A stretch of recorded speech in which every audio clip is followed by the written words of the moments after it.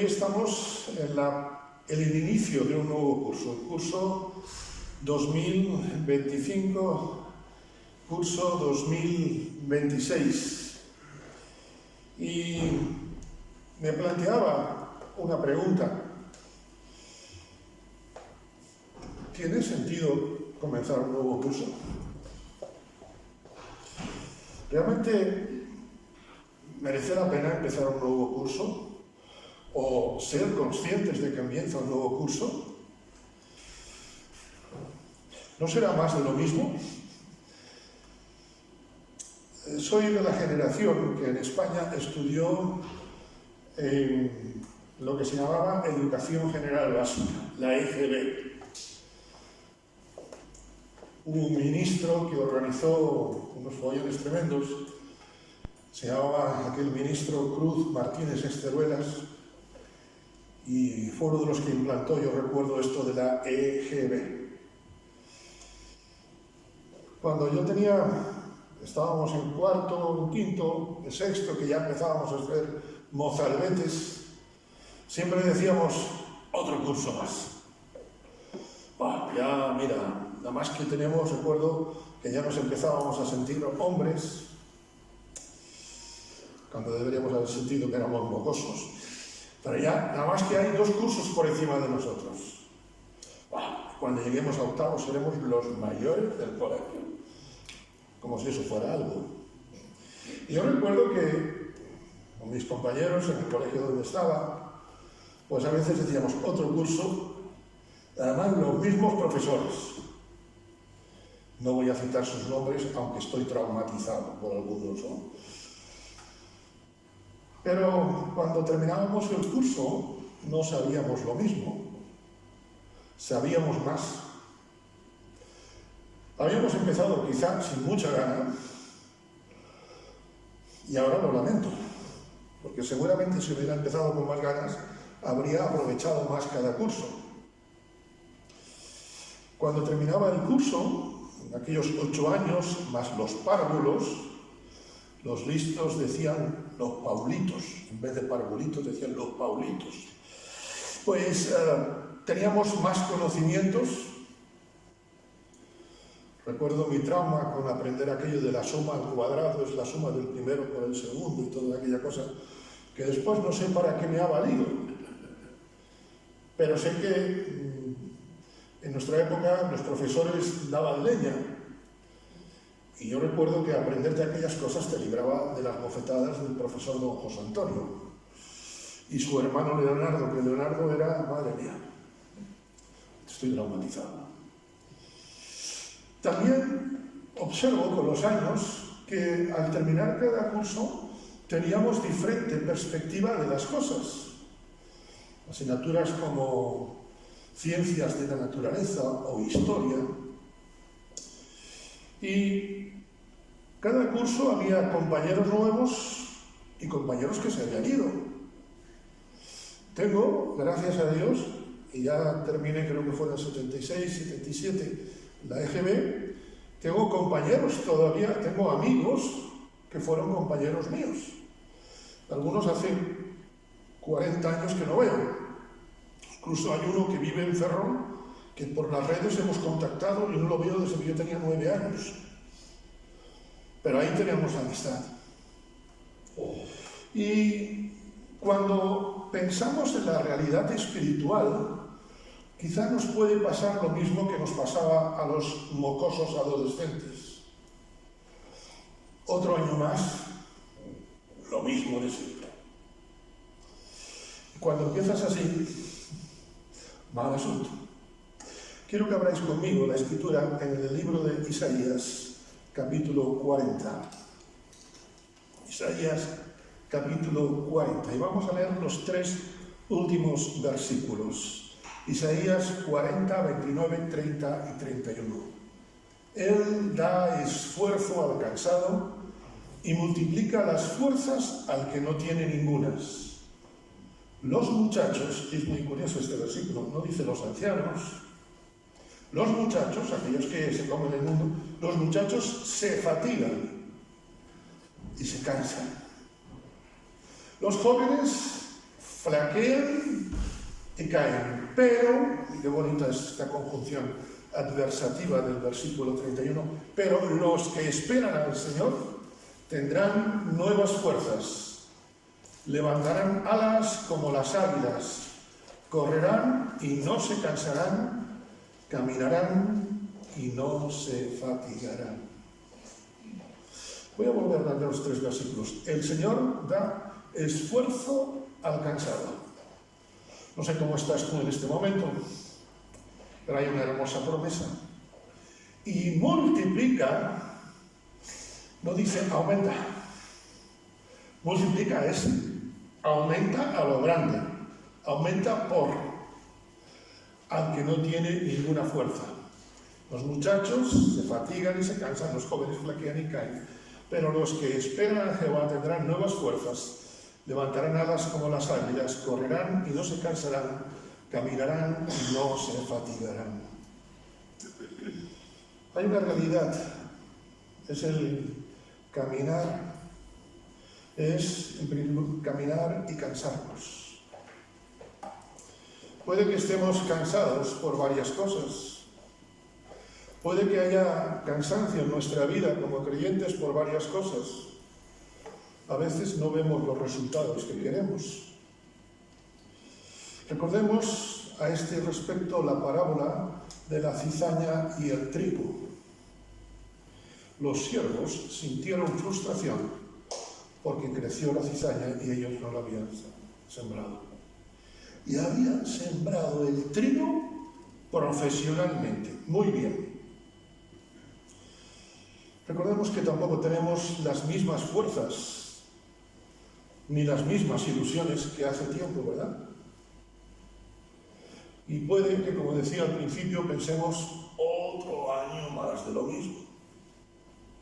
Hermanos, el problema no es tener cansancio. El problema, el pecado, es dejar que nuestras fuerzas sean las que comiencen el año. El problema es dejar que mis fuerzas, mi ilusión, sea la que comience el año.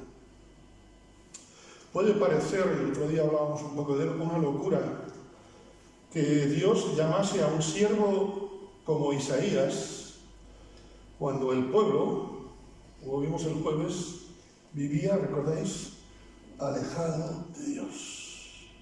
Leíamos el pueblo que andaba en tinieblas. Podría parecer un sinsentido seguir adelante. ¿Para qué seguir si no hay fuerzas? Esa experiencia la tuvo el pueblo de Israel varias veces, incluso viviendo en cautividad. Y así nos encontramos al profeta Esdras en el libro de Nehemías, cuando allá en el capítulo 8 y versículo 10 nos dice: no os entristezcáis, porque el gozo de Jehová, el gozo del Señor es ¿qué? Vuestra fuerza. Cuando hay cansancio, no hay alegría. Pero cuando el poder de Dios mora en abundancia en nosotros, hay gozo aunque haya crecido la cizaña. Creo que esta expresión, no os entristezcáis porque el gozo del Señor es vuestra fortaleza, es vuestra fuerza. Permitidme gráficamente, es como cuando te das un golpe en toda la nariz con una puerta. ¿Habéis tenido alguna vez esto? Pues creo que a veces esta es la forma de reaccionar. Dios a veces nos da experiencias así. Hermanos, Dios está más interesado que tú y que yo en lo que hay para esta iglesia en este curso que hoy comenzamos. Dios es el más interesado. Si yo os preguntase, ¿queréis que la iglesia vaya bien? Estoy seguro que todos diríamos sí. El consejo de ancianos, ¿qué diríamos, Eduardo? Vamos, sí, pero que sí.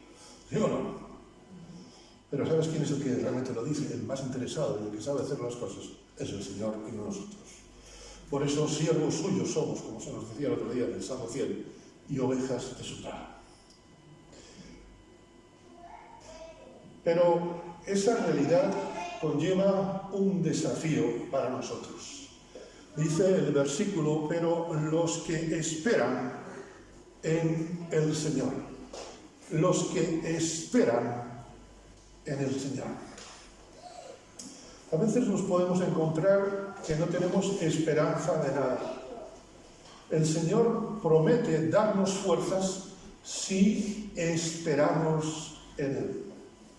Qué importante es esperar en el Señor. Qué difícil también es esperar en el Señor. Esperando, sabemos que el Señor va a contestar. Y cuando tú esperas, significa que confiesas que no tienes poder ninguno. Y esto es humillarnos. Qué difícil es humillarnos delante del Señor. No sé si a vosotros os pasa, a mí os lo digo que me cuesta muchísimo. Porque cuando solo esperas en el Señor, es que esperas cero de ti. Cuando espero algo de mí, entonces hay cansancio. Esperamos teniendo una vida comprometida con el Señor y con su iglesia local. Esperamos creciendo en el Señor. Esperamos, como decía, confesando al Señor nuestras flaquezas, nuestras debilidades. Menos mal que en el cielo no va a haber flaquezas, porque si no, no entrábamos ninguno de nosotros. ¿Quién podrá entender sus propios errores? Seguramente a todos nos cuesta reconocer nuestras flaquezas. Es más, a veces lo que pensamos que es una virtud en nosotros puede ser una gran flaqueza. David, en el Salmo 19, se planteaba esto. ¿Quién podrá entender sus propios errores? Y no se queda ahí. Hace una petición al Señor. ¿Recordáis cuál es? Señor, líbrame de los que me son ocultos. A mí me es fácil reconocer algunos defectos que sé que tengo. No os los voy a decir, vaya que me los descubráis. Pero a lo mejor si alguien me lo dice, diría, bueno, sí, pero es que comprende. Hay defectos que yo puedo reconocer en mí, pero los que a mí me desafían, y os lo digo delante del Señor, honestamente, a mí los que me desafían son los que no conozco y pueden ser tropiezo a los demás. Cuando soy débil, dice el apóstol Pablo, entonces soy fuerte. Pero reconozco que muchas veces me creo fuerte, por eso soy débil. Sea este curso un tiempo en el cual mostremos que nuestra esperanza está en el Señor, dejando que Él actúe no solo en nuestra iglesia, sino en nuestra vida privada, porque Dios no va a actuar en la iglesia si no está actuando en nuestra vida privada.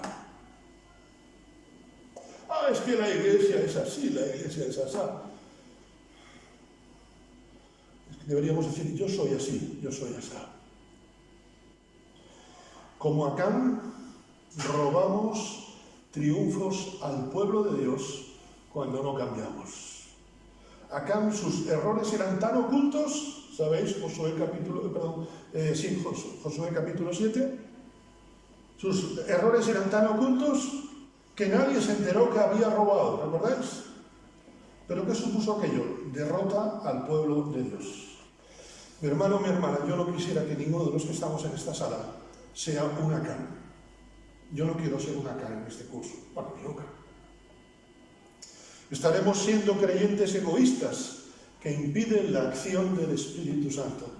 Y recordamos lo que dice el autor de Hebreos, horrenda cosa es caer en manos de Dios. Y finalmente, como decía, hay un desafío, pero también hay una promesa.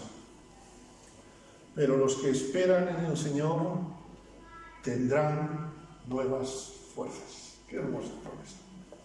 Tendrán. No dice se ganarán, porque es acción, misericordia de Dios, no es mérito vuestro. Menos mal. Las promesas de Dios se cumplen, ¿sabes cuándo? Cuando dejamos todo, absolutamente todo, en sus manos. No cuando dejo algo en sus manos, sino todo. Moisés quiso liberar al pueblo con sus fuerzas. ¿Y recordáis qué sucedió? Fracasó. Pedro quiso librar a Jesús de morir. ¿Y qué sucedió? Y esto es bien duro, se convirtió en instrumento de Satanás. ¿Recordáis lo que le dijo Jesús? Quítate delante de mí, Satanás. Elimelech y Noemí se fueron de la casa del pan de Belén a buscar alimento a otro lugar. La historia la conocemos, pero el fracaso familiar también lo recordamos. La capacidad de Dios para sorprendernos, como lo hizo en el pasado curso, y no entro en detalles, no deja de ser más grande cada día. Solamente tendremos nuevas fuerzas cuando nos despojemos de nosotros. La realidad espiritual de Juan el Bautista sigue siendo la misma hoy para nosotros. Es necesario que Él crezca y que yo mengue. Hermanos, yo creo en esta promesa de Dios. Yo creo en esta promesa de Dios para nuestra iglesia en este curso que comenzamos. ¿Vosotros la creéis? No se trata de decir sí o no, sino de poner los medios para que eso sea una realidad. Y concluyo con las frases de un clásico himno evangélico, una hermosa poesía, que espero sea nuestra oración. Todo a Cristo yo me rindo, lo que tengo, lo que soy. Pues le amo, en Él confío, por su gracia al cielo voy. Todo a Cristo me presento, cual humilde servidor, y mi vida le ofrendo, pues al mundo muerto soy. Ni un paso sin su ayuda tengo fuerzas para dar. Su promesa me asegura, bástate mi gracia ya. Su espíritu divino me consuela, me da paz, me sostiene con cariño, y por fin veré su faz. Y dice el coro, todo cuanto tengo, todo lo que soy, oh Dios, a ti me ofrezco y me rindo hoy. Amén.